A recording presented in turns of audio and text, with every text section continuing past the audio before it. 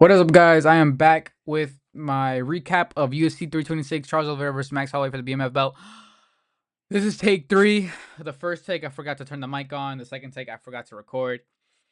Don't ask me how. I know, right? Whatever. But I'm gonna start off with the main event: Charles versus Max. 5 rounds of Charles domination. Almost said Max. He got dominated. Getting takedowns at will and even slightly getting the better of Max with the striking. He knew the risks coming into this fight, I'm pretty sure. And I think the last fight with Ilya, where he got knocked out, is the reasoning as to why we saw this type of performance from Charles, where he is maybe finally starting to acknowledge that he doesn't have the chin that he thinks he does, and he shouldn't fight as recklessly. With the submission attempts, I felt like he was chasing the rear naked choke, the rear naked choke too much. Sorry, guys, I'm like trying to speed through because I talked about this for like 25-ish minutes already combined. Um, and I felt like he should have been mixing it up a little bit more, and he kind of did with some of the ground and pound that he introduced a little bit later. I think maybe he should have shifted focus to that more when he realized Max's head was too big to try and face crank. He tried that like 3 times, and then I think that's when he started to realize, okay, let me just start throwing elbows. Let me just start hitting elbows on Max. You know what I'm saying? And then that was pretty good. That was doing some solid damage. Max's forehead was, pretty welted up by the end of the fight. Um, and you know, like I said, Max's best defense and all this grappling was his head size. His head was just genuinely too big to face crank.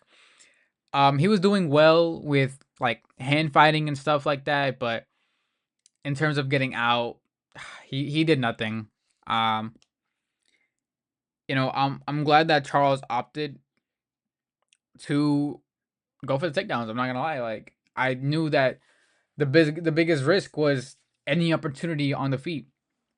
But even then, Charles did better than Max on the feet.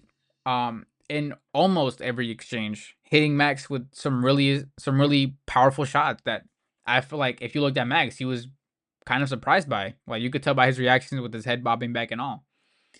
Um, it is unfortunate we didn't get a true stand and bang between them, but I guess now we can see the BMF belt is actually cursed. You know what I'm saying? And now that Charles has the BMF belt, who knows? It sucks to say, but he might have to end up losing his next fight. But to speak more about the BMF belt, people are overly hating on Charles because of the performance. And I'm gonna say this: people are too harsh on him, and they have to critique his performance and not him overall. Because some people are overzealously saying that Charles is a boring fighter, and just because he beat Max in a way that Max um couldn't help, that is not that's not Charles's problem. You know what I'm saying? Like, Charles cannot be a boring fighter. If you say that, you're just dumb. The most finishes in UFC history, the most submission wins in UFC history. I think he has the most bonuses in UFC history, and you get bonuses for fight of the night and performance of the night. So that literally means he is the most entertaining fighter in UFC history. Um, so it doesn't make any sense to me. Was it a BMF performance? No. Would I have wanted to see a little bit more standing bang for entertainment? Yes. My heart? No. I wanted to see Charles win. I don't. That's what I wanted. I wanted to see Charles win. Um, and dude, like, Max is. You have to. If you want to blame somebody, blame Max. Max had the whole training camp to train get ups from rear naked choke and just grappling overall. He's had his entire career, guys. His entire career to level up his grappling, and he doesn't, and it's because in featherweight all he had to really do was face strikers. He never really had to face no grapplers, and the one time he did, he got submitted by like Dustin Poirier. You know what I'm saying? So it's stupid to try and blame Charles, black belt, and BJJ to not want to grapple Max Holloway, who I don't even know what belt he is. Like he's probably a blue belt, purple belt, Max. No pun intended. But yeah, so that's just I'm gonna let y'all sit with that one. I'm gonna move on to Reiner the Ritter versus Kyle Bahayo. Maybe I'm insane. I know a lot of people had discourse about the 3-0 decision of Kyle Bahayo over RDR. I had the same thing. I felt like Kyle did more throughout the fight, landing better shots, defending the grappling of RDR. Like guys, we have to stop counting. We have to stop counting meaningless grappling exchanges towards like points. Like he RDR. I don't even think he got. I don't think. I think he took Kyle down once throughout the whole fight, and Kyle took him also took him down once, while also dropping him twice.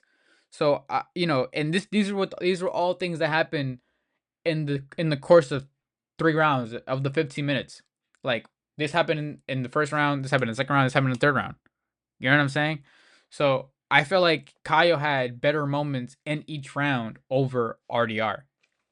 I'm pretty sure like just in the judges' eyes, it just didn't look well when RDR was constantly flailing around shots and failing his takedown attempts. I think that's what was pointed against him. And even though Kyle wore the most damage on his face, I think it's just because he bruises easily, which is surprising because you would think like him with the big ass head probably would eat shots a lot better than he does, and he could eat them, but his skin just can't take it.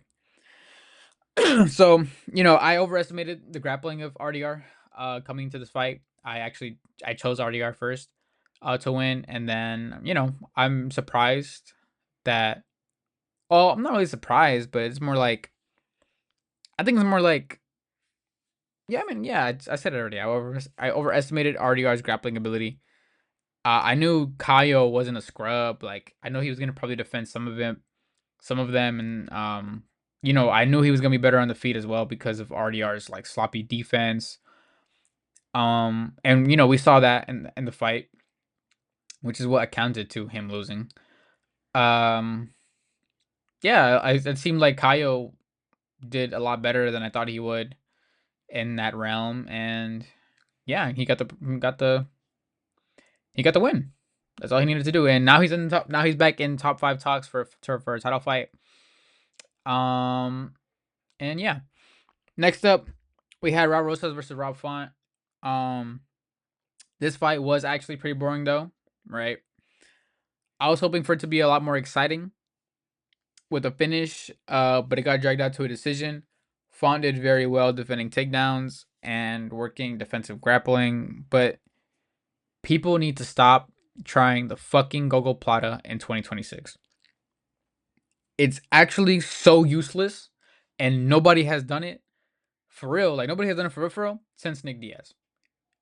And like, come on, we need to start evolving actual ground game, guys. Like so many people try this and it just does not work. Like Tony tries it, it didn't work, bro. Stop. Can we stop this, please? Like this is like leg hooks. This is trying to like heel hook from bottom position. Like you just get punched in the face, bro. It's not. I mean, you don't really get punched in the face with a Gogo Plata, but it's like it's no real threat. It's no real threat. Yeah. So other than that, I guess like other like slight mentions is Rob Rosas trying to figure out his striking level in the first round, and then falling back to his wrestling when he realized that wasn't working out well. And then Rob Font coming out with a weird stance with his butt out, and keeping low just to defend the takedowns a bit more. But even that shit didn't work out because obviously as we saw, he got control of the rest of the fight. Excuse me. And then next we have Drew Dober versus Michael Johnson. This was a pretty disappointing outcome.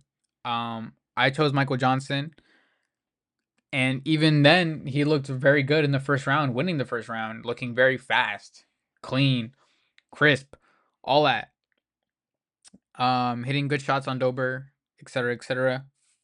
And then in the end, none of that shit mattered because he gets one tapped by Drew Dober, who hits the power shot he needed. I think it was a left straight from southpaw. I don't know if I remember the angle right. But you know, that's really it. You know what I'm saying? Yeah, let me know if y'all think Michael Jackson took the fall though. I think maybe that's cool. And then the last fight, or technically the first fight of the card, but the last fight I'm going to talk about in this video, RoboCop versus Bruno Hulk Ferreira. Shout out RoboCop, man. One tap, one shot, KO win for Gregory Rodriguez. Super nasty finish. Literally, like when he folded, or after he uh dropped Bruno Ferreira, he just folded, man, and he started like skitzing out. Like it looked bad. He looked worse than when Ferreira knocked out RoboCop. And this was low key the sign for me. This was low key the sign for me because I knew this was the rematch between them. So like now it's 1-1. So he got his get back gang RoboCop officially, and I was like, wait, hold on. Now we're gonna get the Charles. We're gonna get the Charles get back now. That was, to me, that was the sign. That was the sign right there. Um, but yeah, not much else to talk about on that one. That fight didn't last long at all. So I appreciate you guys for watching. Like, comment, subscribe, and if you made it to the end of the video, please comment "I love Break" or just tell me your thoughts on the fight overall. I'm out. Peace.